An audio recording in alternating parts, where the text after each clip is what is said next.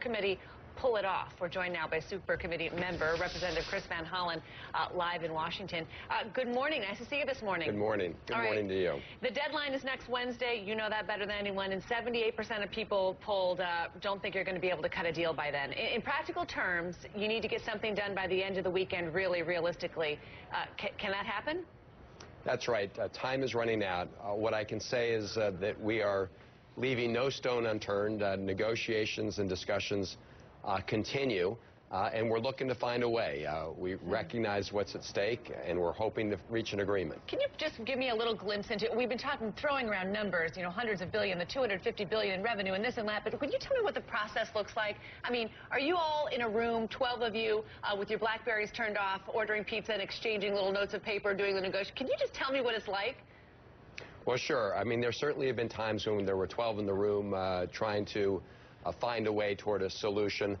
More recently, the talks have been taking place through what I would call shuttle diplomacy, trying to find a way to bridge the differences. As you know, the Democrats put a substantial proposal on the table, and then the Republicans put their ideas on the table.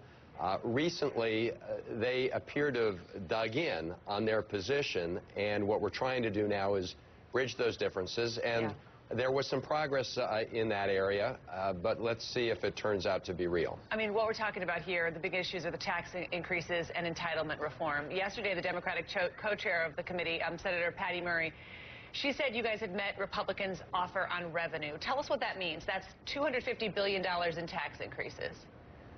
Well, that's right, and the issue is how you package that. The Republican proposal says this.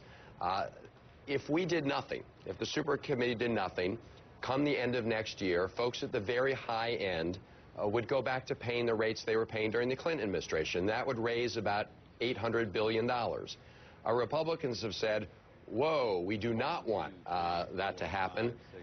We're prepared to say $250 billion of that will be taken, essentially. But they want to lock in $550 billion in breaks for the folks at the top, and the price for doing that is to reduce the rate to 28%, which will actually increase the burden on middle-income Americans at the and reduce it at the high end. So we're still talking about the Bush-era tax cuts. Basically, this is the big thing in here that you guys are arguing over what it's going to look like. The Republicans are insisting in keeping them in place. Are you prepared to make changes to entitlements if Republicans can make some moves on the revenue side?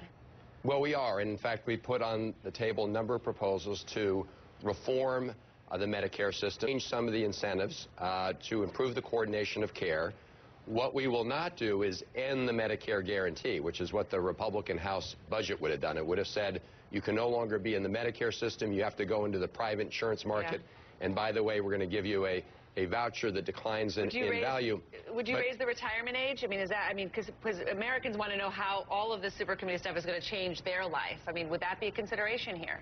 Well, I don't think that's a good idea right now, because we do not know for sure whether or not the people who would be turning 66, for example, will have an alternative in place. That is one of the purposes of the Affordable Care Act.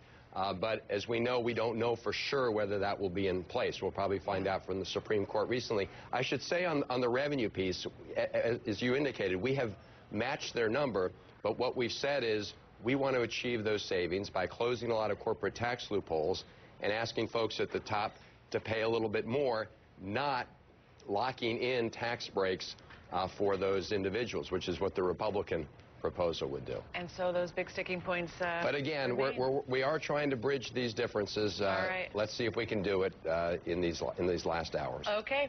Congressman Chris Van Hollen from Maryland. Thank you, sir. Thank you. That's right. They still have a couple more days. Then Thanksgiving hits. Look, the world is watching. They don't want him to go to the wire again. I mean, the world wants to see that we can make some tough choices with some political unity and not at the last minute.